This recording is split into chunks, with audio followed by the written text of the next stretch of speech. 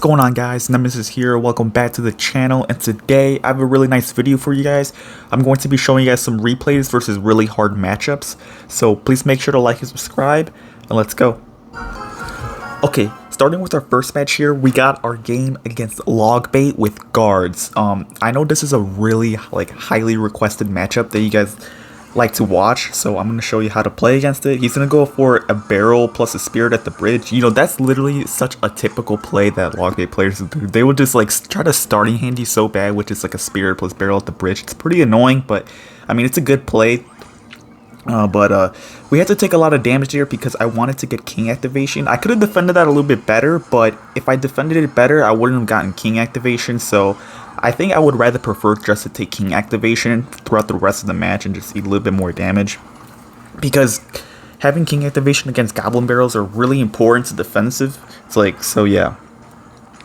I'm gonna go for a battle ram opposite corner here, and the reason why I did that is because I kind of like dual laning in this matchup. I think it's pretty important to dual lane. I'm going to go for Lecture Wizard in the middle just to kill those guards a little bit. And then yeah, that princess is going to be in the top.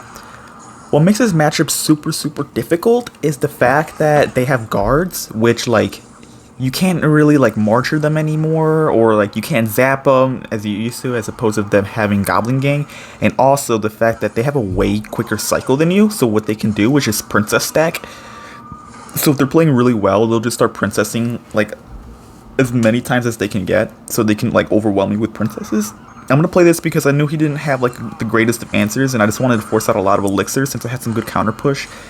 And a way I like to play this is I like to get a really good counter pushing magic archer off, because they only have rocket, they don't have fireball, so you could kind of make use out of your magic archers in this matchup. So yeah, I really like doing that. I knew I was up a little bit of elixir here, but I kind of just wanted to leak a little bit just to see exactly what he would do, because if I Pekka the back, he would probably just throw a Valk. He would throw a Valk barrel at the bridge or something like that, and it'd be kind of annoying for me to defend when I wouldn't have that much elixir. So I'm kind of waiting for him to make the play. So he's gonna go and cycle with the goblin barrel, so I'm just gonna go ahead and take the zap. And since I have the king activation, I'm only gonna take one goblin shot, which is super nice for us. And then I'm gonna roll a Pekka in the back because he doesn't have goblin barrel in cycle, and I'm gonna put it in the same lane of the princess, so I can just take it out a little bit easier. I'm going to go ahead and go for a bandit opposite lane here. And this is what I'm talking about. I'm just going to go for a magic archer right there. I played it kind of higher up because I knew he didn't have Tesla at the time. So if I played it in the middle, he can't just Tesla snipe my magic archer.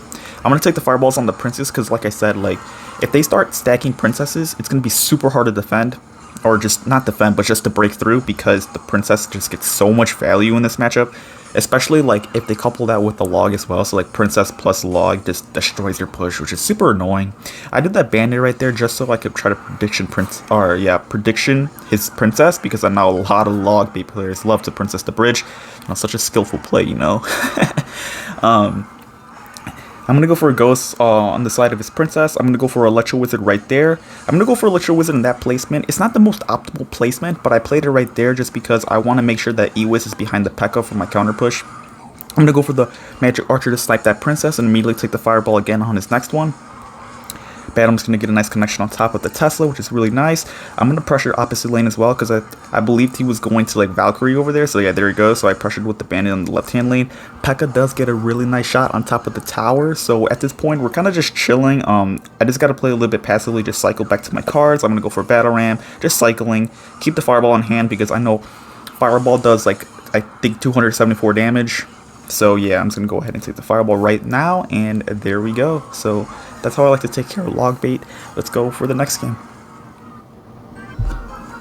Okay, so we got our next game here against Graveyard, Splash Yard. So this is going to have the Valk, it's going to have Ice Wizard, Tornado, Tombstone. Such a hard matchup, unbelievably hard.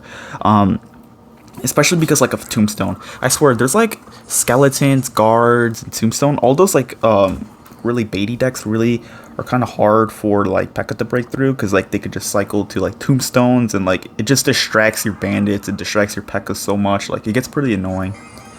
He's gonna go for a tombstone.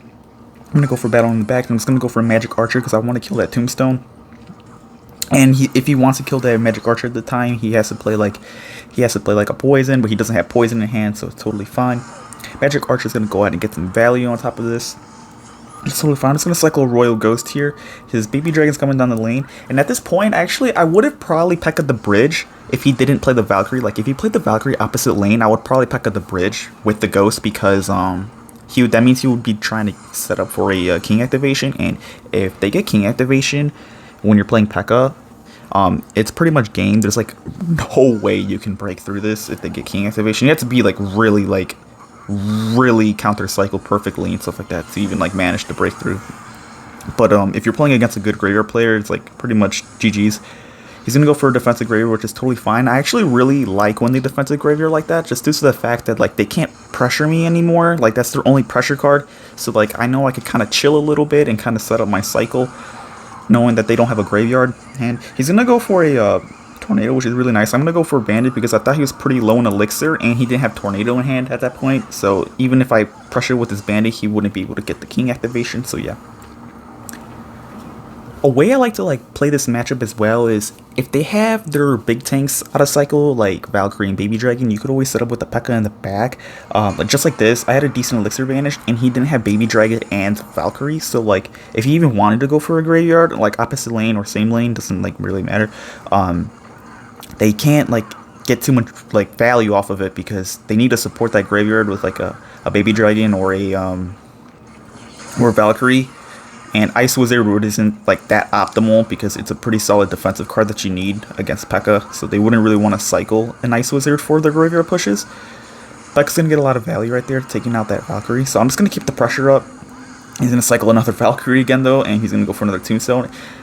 And this kind of just goes to show you why this matchup is so rough, because like they just have so many answers for Pekka. It's like, I kind of messed up here a little bit. I wanted the Ice Wizard to target my Pekka, but it targets the tower instead, which isn't the end of the world, but I could have played that a little bit better. Pekka coming down the lane. I'm going to go for, I think an E was behind there, yeah, and I'm going to go for a Magic Archer. I was going to go for a Magic Archer low because I didn't want him to, like, I knew at the time the Magic Archer probably wasn't going to snipe the tower, so yeah.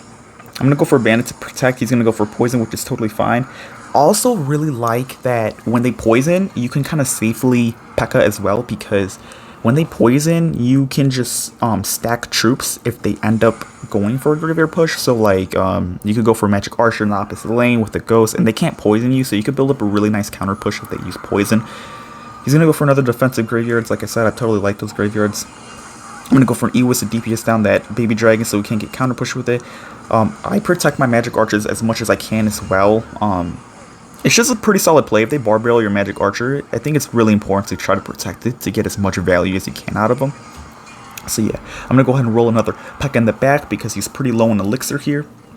And we're kind of chilling. We're just going to kind of repeat the process. Really important dual lane pressure in this matchup because of all the splash they have in this deck. So yeah, I'm going to go for a battle ram behind there, just to kind of use my Pekka as a tank. I'm going to try to get a really cheeky Magic Archer off to try to snipe his tower a little bit. And yeah, he's going to go for a Tornado. I'm going to go for a Bandit opposite lane to try to get some quick damage. And at this point, I think I'm just going to spam him like crazy because I know he's kind of low on Elixir. And it looks like I'm kind of starting to take control. That Pekka gets a really big shot on the left-hand side. And at this point, I think I'm just going to Pekka the bridge again because I have some counter push. And he's going to be forced to poison because it's going to be hard otherwise for him to like take this Magic Archer off the map if he doesn't poison. So yeah. Bandit on the right-hand lane, I'm going to take the Fireball just to get as much damage as I possibly can, just in case he tries to get like a crazy Graveyard Baby Dragon push or something. Because we all know that, like, honestly, these Graveyards could get like 1,500 plus damage like randomly, so it's pretty important to get as much damage as you can. So yeah, that's what I did. So I took that Fireball earlier on, I took the E was high to defend, and that is going to be game number 2. Let's go ahead and get on to the final game. Okay, so we got our next game here against Cobra Loves Alone. He's going to be playing Lava Tombstone. And you guys can kind of see a pattern here. Tombstone is just like such a hard matchup for like Pekka. So yeah, he's going to go for Zap. I'm going to go for Bandit in the back. Safest play you can do with Pekka, just cycling a Bandit in the back. So yeah, we're chilling here. He's going to go for a Tombstone, I believe. Yeah, he's going to go for a Tombstone. I'm going to go for a Battle Ram opposite the lane because he was kind of leaking there, I felt like. And I'm just going to go for a Fireball on top of that. But honestly, I was not expecting to drop a Mega Minion as well, which is pretty crazy. So my Fireball gets so much value and I get so much damage because of it. So we're kind of be chilling here. I already know what this guy's playing from the cards he played. You know, it's typically, obviously, when you see the Tombstone plus Skeleton Dragons or something like that, or Mega Minion, you could just assume that it's going to be Lava Hound. So yeah, I'm going to pressure with the Ghost because I knew he was kind of had a bad cycle at the time, but I didn't know he had Mighty Miner, and Mighty Miner is so annoying. It has like so much HP for some reason. Like, I don't know why it has like over 3,000 HP at max level. It just doesn't make sense, but yeah. He's going to go pop the ability, which is totally fine. I like to Magic Archer the Mighty Miners because, like, the Magic Archer is like a slow-moving card. Oh, and by the way, so I'm going to pressure up here because the reason why I pressured up so much right here is because my Magic Archer didn't cross the river, so the Princess Tower wasn't targeting my Magic Archer, and since I already had like a Bandit, I wanted to take advantage of it, and my Magic Archer is just going to get so much value because of that. So I think that was a pretty big misplay he made, was that he went for a Hound like kind of too far upwards. So I took advantage of that and let my Magic Archer just do the work because I knew the Princess Tower wasn't going to hit it and stuff like that. So yeah, at this point I know he had Mighty Miner again. And like I said, like, it's kind of hard to break through Mighty Miner because of how much health it has and like the DPS it does. Like, it has like Inferno Dragon ramp up damage, so like it just destroys all your single troops like Royal Ghost. It destroys bandits. It destroys Pekkas. So it's pretty hard. Okay, at this point, I'm going to go for a Pekka in the back because I didn't want to cycle my Electro Wizard, because if I cycled my Electro Wizard at the time, the Ewiz would move too far up on the arena, meaning that it would be exposed too much to his Mega Minion or his Skeleton Dragons and stuff like that. I'm going to go ahead and kite this thing, and then I'm going to go for Magic Archer kind of in the middle, like downwards, and I'm going to quickly take a Fireball. I think I should have zapped as well, but I thought this interaction, like, Ewiz plus Magic Archer plus Fireball should completely kill a balloon without it hitting, but I think the Magic Archer needed to get one more shot for that to happen, so, but he Fireballed in time, and I made a really bad play again. Like, I Ewiz right on top of everything, because I thought, like, everything was just gonna die, so I definitely did make a few misplays, but overall, how I generally played the matchup is pretty solid, and what you gotta do is you just gotta be super, like, aggressive with them, and you can't be playing defense too much, because against Lava Hound decks, if you play defense too much, you're just going to be dragging yourself down, and they're going to start getting the advantage on you. I'm going to go ahead and take the Fireball. He's playing this really well by playing the Tombstones in the back like that. It's super annoying when they do that. So yeah, at this point, I'm going to quickly cycle my Magic Archer again in the middle, just to kind of DPS everything down. And then he's going to go for a balloon right there. I'm going to go for like Electro Wizard right there. And this is where he messes up. He thought I was going to play the Ewiz like right on top of that stuff. So at this point, I'm just going to completely spam him. I have an Ewiz. I have a Magic Archer. I'm just going to completely overwhelm this Tombstone really quick. He doesn't have Fireball anymore, so he can't just destroy out my entire push. And then that is going to be the third game. So I hope you guys could take something away from this video. So thank you guys so much for watching, and I'll do more in the future.